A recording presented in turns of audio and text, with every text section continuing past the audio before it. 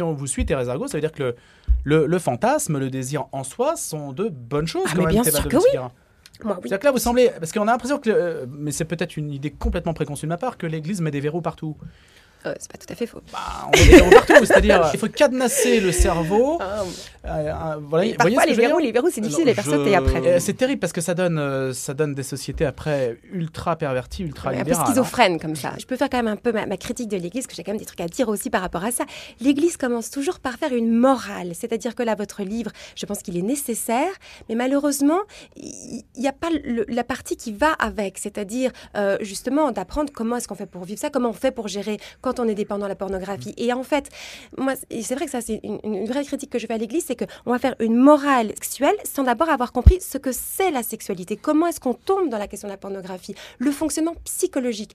Et là, c'est pour ça que tout à l'heure, je disais qu'il y avait un vrai chantier, parce qu'il y a tout un manque. Et donc, quand on aborde les choses sur les versants moraux, oui, bien sûr, ça sonne sur les interdits, le permis, et du coup, on crée des tensions intérieures. Et moi, plusieurs fois, j'ai pu un peu le crier en disant attention, parce qu'on donne des beaux discours, attention, ce qui est essentiel, mais donc ça crée des tensions chez les catholiques qui aspirent, parce que vous dites qu'ils montrent le beau, le vrai, et vous avez raison. Et donc ça, notre cœur, notre corps et notre esprit vraiment est aspiré à vivre ce que propose l'Église. Et je pense que souvent ça rejoint vraiment le désir profond, et en même temps on n'a pas les moyens de le vivre. Donc les catholiques sont en tension, et qui dit tension dit après névrose.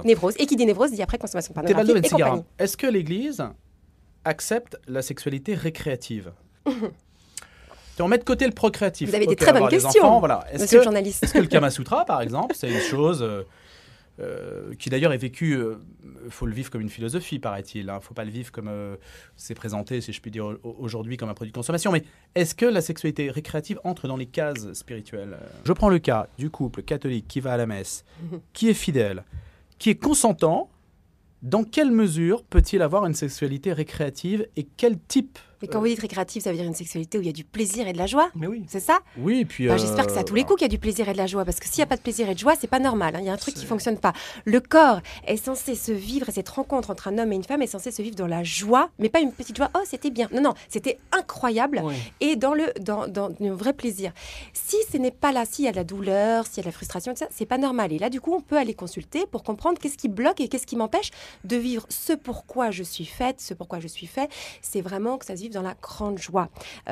Et donc là, ça c'est important. C'est ça que vous voulez dire quand vous dites récréative. Je vais être plus concret. Est-ce que toutes les positions, par exemple, sont validées par l'Église?